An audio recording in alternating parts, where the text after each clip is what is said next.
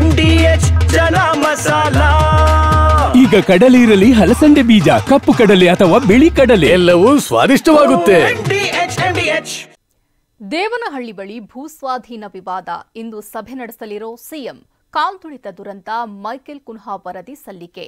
10 ದಿನಗಳಲ್ಲಿ ನಿಗಮ ಮಂಡಳಿಗೆ ನೇಮಕ ಎಂದ ಡಿಸಿಎಂ ಡಿಕೆ. ರಾಜ್ಯದಲ್ಲಿ ಸಿಎಂ ಯಾರೆನ್ನುವ ಪೈಪೋಟಿ ನಡೆದಿದೆ ಅಂತ ಬಿಜೆಪಿ ಕಿಡಿ. ಎಲ್ಲ ಸುದ್ದಿಯನ್ನ ನೋಡೋಣ ಸಮಗ್ರ ನ್ಯೂಸ್ ಟಾಪ್ 9 ನಲ್ಲಿ. ದೇವನಹಳ್ಳಿ ಭಾಗದ 13 ಹಳ್ಳಿಗಳ ಸುತ್ತಮುತ್ತ ಭೂಸ್ವಾಧೀನ ವಿಚಾರ ಪರವಿರೋಧದ ಚರ್ಚೆಗೆ ಗ್ರಾಸವಾಗಿದೆ. ಈ ವಿಚಾರವಾಗಿ ಚರ್ಚಿಸಲು ಸಿಎಂ ಸಿದ್ದರಾಮಯ್ಯ ನೇತೃತ್ವದಲ್ಲಿಂದು ಸಭೆ ಕರೆಯಲಾಗಿದೆ. ಇಂದು ಸಂಜೆ 4:30ಕ್ಕೆ ಕಾವೇರಿ ನಿವಾಸದಲ್ಲಿ ಮೀಟಿಂಗ್ ನಡೆಯಲಿದೆ. ಸಚಿವರು, ಕಾನೂನು ತಜ್ಞರು, ಅಧಿಕಾರಿಗಳು ಭಾಗಿಯಾಗಲಿದ್ದಾರೆ. ಕಾಲ್ತುಳಿತ ದುರಂತದ ಬಗ್ಗೆ ನಿವೃತ್ತ ನ್ಯಾಯಮೂರ್ತಿ ಮೈಕಲ್ ಕುನ್ಹಾ ವರದಿ ಸಲ್ಲಿಕೆ ಮಾಡಿದ್ದಾರೆ.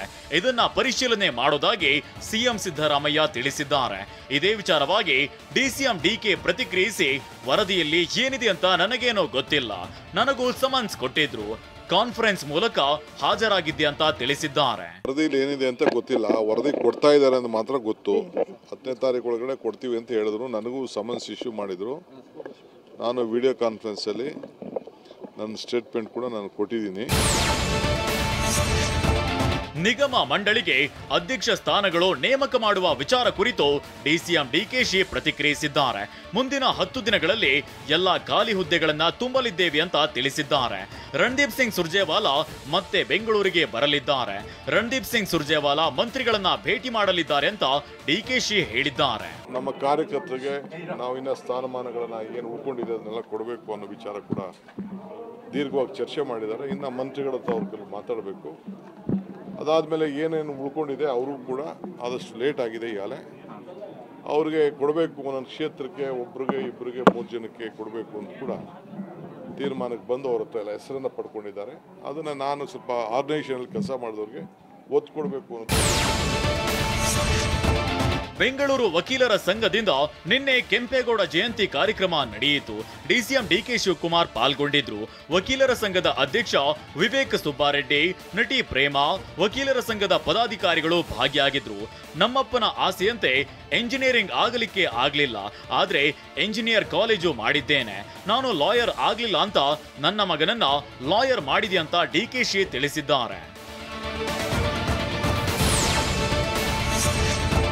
ಗೃಹಿಣಿಯರ ಖಾತೆಗೆ ಗೃಹಲಕ್ಷ್ಮಿ ಯೋಜನೆ ಹಣ ವಿಳಂಬವಾಗ್ತಿರೋದಕ್ಕೆ ಕೇಂದ್ರ ಸಚಿವ ಪ್ರಹ್ಲಾದ್ ಜೋಶಿ ವಾಗ್ದಾಳಿ ನಡೆಸಿದ್ದಾರೆ.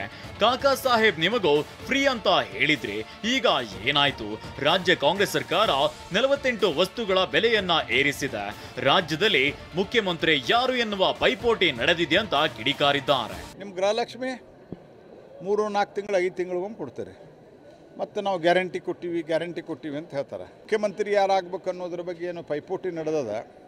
ನಾ ಹೇಳಿದ್ನಲ್ಲ, ಒಂದು ಹಾಸು ಒಂದು ಹಚ್ಚು, ಇಬ್ಬರು ಅವರ ಯಾರಾದರೂ ಏನೋ ಅದ ಇರೋದು. ನಾಯಕರು 75 ವರ್ಷಕ್ಕೆ ನಿವೃತ್ತಿ ಆಗಬೇಕು ಎಂಬ ಮೋಹನ್ ಭಾಗವತ್ ಹೇಳಿಕೆಗೆ ಕೇಂದ್ರ ಸಚಿವ ಪ್ರಹ್ಲಾದ್ ಜೋಶಿ ಪ್ರತಿಕ್ರಿಯಿಸಿದ್ದಾರೆ. ಮೋಹನ್ ಭಾಗವತ್ ಹೇಳಿಕೆಗೆ ಅನಗತ್ಯವಾದ ಲಿಂಕ್ ಹಚ್ಚಿದ್ದಾರೆ. ಆದರೆ ಮೋಹನ್ ಭಾಗವತ್ ಅವರು ಆ ಅರ್ಥದಲ್ಲಿ ಹೇಳಿಲ್ಲ ಅಂತ ಪ್ರಹ್ಲಾದ್ ಜೋಶಿ ಸ್ಪಷ್ಟನೆ ನೀಡಿದ್ದಾರೆ. ನಾನು ಬಿಜೆಪಿ ರಾಜ್ಯಾಧ್ಯಕ್ಷ ಸ್ಥಾನದ ಆಕಾಂಕ್ಷಿ ಅಲ್ಲ ಅಂತ ಬಳ್ಳಾರಿಯಲ್ಲಿ ಕೇಂದ್ರ ಸಚಿವ ವಿ ಸೋಮಣ್ಣ ತಿಳಿಸಿದ್ದಾರೆ. ದೇಶ ವಿದೇಶ ಸುತ್ತಾಡಿದ್ದೇನೆ, 10 ಕೆಲಸ ಮಾಡಿದ್ದೇನೆ. ಪ್ರಧಾನಿ ಮೋದಿ ಅವರು ನನಗೊಂದು ಹುದ್ದೆ ಕೊಟ್ಟಿದ್ದಾರೆ, ನಾನು ಖಾಲಿ ಇಲ್ಲ, ಹೀಗಾಗಿ ಹುದ್ದೆಯ ಆಕಾಂಕ್ಷಿ ಅಲ್ಲ ಅಂತ ಸ್ಪಷ್ಟಪಡಿಸಿದ್ದಾರೆ. ನನಗೆ ಫಸ್ಟ್ ಕ್ಲಾಸ್ ಉದ್ಯೋಗ ಇದೆ, ಆ ಉದ್ಯೋಗದಲ್ಲಿ ನಾನು ತೊಡಗಿಸಿಕೊಂಡಿದ್ದೀನಿ. Thank you. 5 ವರ್ಷ ನಾನೇ ಸಿಎಂ ಅಂತ ಸಿದ್ದರಾಮಯ್ಯ ಅರ್ಜಿ ಹಾಕಿದ್ದಾರೆ. ರಾಜ್ಯ ಸರ್ಕಾರ ಸತ್ತು ಹೋಗಿದೆ, ಜನರನ್ನ ಕತ್ತಲೆ ಕೋಣೆಯಲ್ಲಿ ಕೂರಿಸಿದೆ ಅಂತ ಕೇಂದ್ರ ಸಚಿವ ವಿ ಸೋಮಣ್ಣ ವಾಗ್ದಾಳಿ ನಡೆಸಿದ್ದಾರೆ. ಡಿಕೆ ಶಿವಕುಮಾರ್ ಜೊತೆಗೆ ಶಾಸಕರಿಲ್ಲ ಅಂತ ಸಿದ್ದರಾಮಯ್ಯ ಅಪಹಾಸ್ಯ ಮಾಡ್ತಿದ್ದಾರೆ. ಅಧಿಕಾರಕ್ಕಾಗಿ ಕಿತ್ತಾಡುವ ಈ ಸರ್ಕಾರಕ್ಕೆ ನಾಚಿಕೆಯೇ ಇಲ್ಲ ಅಂತ ಸೋಮಣ್ಣ ಕಿಡಿಕಾರಿದ್ದಾರೆ. ಸರ್ಕಾರ ಸತ್ತೋಗಿದೆ, ನಿರ್ಲಿಪ್ತವಾಗಿದೆ. ಇವತ್ತು ಎಲ್ಲ ಒಂದು ಕಡೆ 7 ಕೋಟಿ ಕನ್ನಡಿಗರನ್ನು ಕತ್ತಲೆ ಕೋಣೆ ಕೂರಿಸಿ ಒಂದು ಕಡೆ ಶಿವಕುಮಾರ್, ಮತ್ತೊಂದು ಕಡೆ ಸಿದ್ದರಾಮಯ್ಯನವರು. ಇದನ್ನು ಬಿಟ್ಟು ರಾಜ್ಯದಲ್ಲಿ ಇರ್ತಕ್ಕಂಥ ಜ್ವಲಂತ ಸಮಸ್ಯೆಗಳಿದೆ, ಅದಕ್ಕೆ ಏನಾದ್ರು ಮಾಡೋಕ್ಕಾದ್ರೂ ಮಾಡಿ. ಇದರ ಜನ ಅಸಹ್ಯ ಪಡ್ತಾವ್ರೆ. ಕರ್ನಾಟಕದಲ್ಲಿ ಉಚಿತ ಗ್ಯಾರಂಟಿ ಯೋಜನೆಗಳಿವೆ. ಈಗ ರಸ್ತೆ ಬೇಕಾ, ಗ್ಯಾರಂಟಿಗಳು ಬೇಕಾ ಅಂತ ಕಾಂಗ್ರೆಸ್ ನಾಯಕರು ಕೇಳ್ತಿದ್ದಾರೆ. ಆದ್ರೆ ಜನ ಯಾರು ಕೂಡ ಉಚಿತ ಸ್ಕೀಮ್ ಕೊಡಿ ಅಂತ ಕೇಳಿರ್ಲಿಲ್ಲ ಅಂತ ಅಣ್ಣಾಮಲೈ ಗುಡುಗಿದ್ದಾರೆ. 2029 ಲೋಕಸಭಾ ಚುನಾವಣೆ ಜನಗಣತಿ ಮೇಲೆಯೇ ಆಗತ್ತೆ. ಬೆಂಗಳೂರಿನ ಲೋಕಸಭಾ ಸೀಟುಗಳ ಸಂಖ್ಯೆಯು ಹೆಚ್ಚಾಗುತ್ತೆ ಅಂತ ತಿಳಿಸಿದ್ದಾರೆ. If we again take population, some states will have a larger population, some states will have a smaller population. So some states numbers will go up, some states number will come down.